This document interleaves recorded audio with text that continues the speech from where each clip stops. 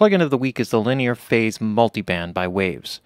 The Linear Phase MultiBand by Waves is a multiband processor that is meant to be very clear or transparent in terms of the work that it does. This doesn't mean that it can't be aggressive sounding, but in terms of the way that it would tonally color the sound, that is kept to a minimum by keeping all of the individual bands and processing phase aligned correctly when they're combined at the output stage. And this is not always the case with multiband processing of any kind, and even goes back to equalization. Essentially, what this processor is a dynamic EQ, and that's more or less what multiband processors are of this kind, whether they're limiters or whatever, because within this we have gain controls for each individual band, which allows us to boost or attenuate frequencies within the defined area of the individual bands. The individual bands can be defined in terms of what frequencies they start and end at by pulling on the crossover points, or dragging onto the icon down here that slides over and determines what the area is that you will be processing. And this allows you to focus the type of processing you want to apply within that particular area. Each stage has a threshold, so as the audio signal passes above that threshold, the signal can either be pushed into upward expansion or downward compression. So what's unique about this processor is that it uses a range control, very much like the C6 and the Trans-X processors and that type of dynamic processing. And what it does is it defines a limit for how far or how much compression or upward expansion would occur. So if I set this range to plus 3.8, I will never have more than 3.8 of boosting in this particular case, or if it's minus 6.5, we'll never have more than that amount of attenuation, no matter how far down I pull the threshold. So it sets limits, which is kind of an interesting dynamic way of working with it. Each stage has an attack control and also a release control, and each band can be soloed or bypassed.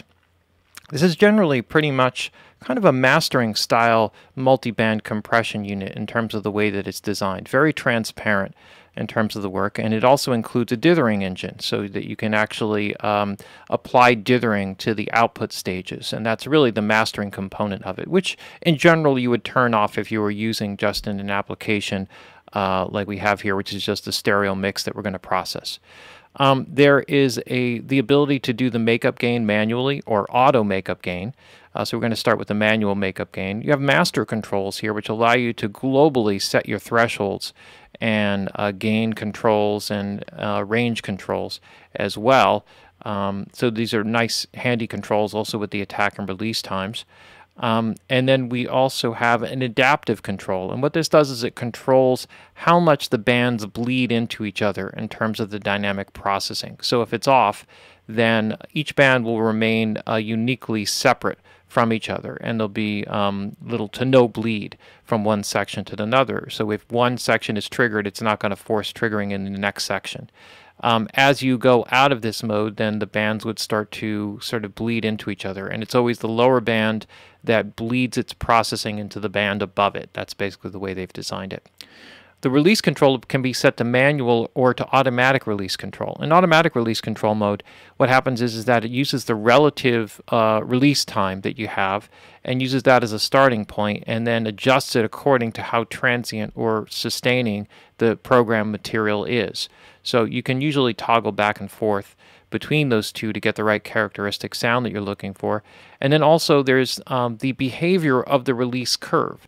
So if the audio signal was, for example, expanded, and this we were going across in time, and let's just say that this orange is the threshold, which is not what it is on the plugin itself, but just to give you an idea, if we were set to optical, and when the signal went below threshold, the release characteristic would move very quickly and then end up slowly going back to non-compressed signal or non-expanded signal. Whereas in electro mode, it does the opposite, where the actual release is more sustained and then drops off more rapidly at the end. So whatever release time you have, in this case, this would be a little bit more sustaining, usually a little ballsier sounding, and a thickening kind of, if you wanted to add some thickness to the track, you would go with the electro, just sort of like a transformer type of sound. And then the opto, which is more of an optical type of sound, would have a faster release, and that would give you a more open sound. The knee determines how aggressively each band's threshold, the ratio, and because there's no ratio control, just a range, it's sort of a dynamic thing, but how aggressively it's applied. So soft to hard, and then every setup in between. The default is right in the middle at 0.5, so it will go from there to 1 or down to 0, which is just hard and soft as the end numbers that are there. So in this particular track, you just hear a quick audio example, and I'll show you what it is. So what I've done here is I've done a little bit of a boosting. So when the kick drum hits, what I'm trying to do is get it to pump up a little bit. And sometimes what's a cool thing here is if you have a lot of muddiness in the track is to bring the gain down a little bit so that when the kick drum hits, it pumps up. But in general, you're taking and putting a little bit of less gain in there. And in the mid band, I have a little bit of attenuation here. So as the kick drum hits, this is dipping just a little bit, and what that's doing is just making that low end sink a little bit more. And on the high end, I have it pumping, so that what we have is a fast attack here and a release time that's probably somewhere around a 16th note or so. 16th, I believe it's 16th note is what I have it programmed. So this is without it. With it. So it's, as you can hear, it's very transparent. This is not something that is coming out and jumping out of the speakers necessarily at you in terms of the sonic characteristics of it. And we can certainly get more aggressive with the sound if we wanted to increase the amount of gain or range, or adjust the threshold accordingly, kind of to get it to kind of. So here I can create a little bit more movement by adjusting the master control here, and then I can actually play with the different characteristics or release characteristics. So this is an optical setting,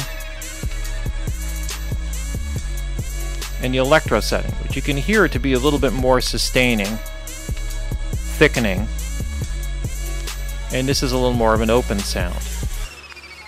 And then I can also work with a knee, soft knee,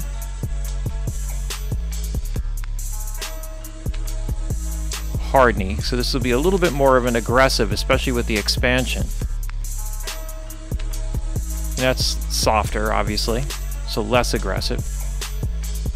So we'll go with the hard knee here, just to give it a little bit more punch, a little bit more pop, and you can see the dynamic movement here. Usually with the release time is an important characteristic that can be used if you set it to a tempo. Then with a fast attack, then the release time will have some kind of a musical value in terms of the way that it moves in the release cycle. So I could go to a faster time here,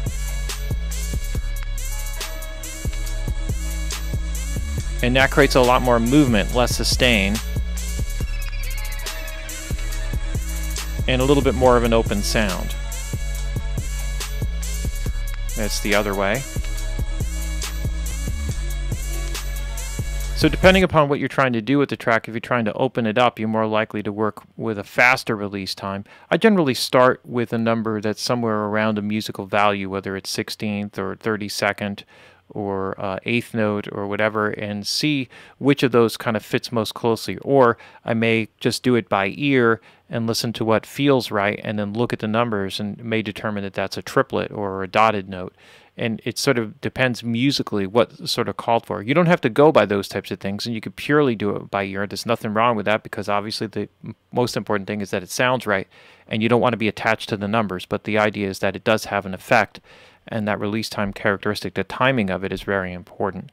You also have a makeup gain control on the end, which allows you to make up for any added gain, particularly with the pumping and breathing. But let's listen to what we have here just to compare with these adjustments that we've made with and without.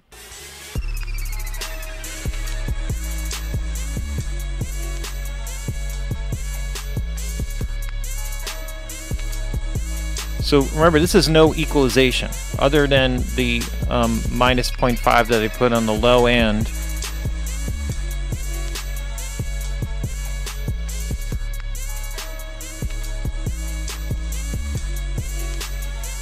And you can hear how it dynamically kind of opens up the sound, gives it some depth and some three-dimensional character. And that's what the linear phase multiband is all about. Very great, a really perfect processor for mastering, but also works very well in audio applications for mixes, stereo mixes, drums. Usually a very good stem processor. So if you stem down all of your instruments into a stereo track, then this is like also a good mix bus processor. Very powerful one. All right, the linear phase multiband processor by Waves, and that's our plugin of the week.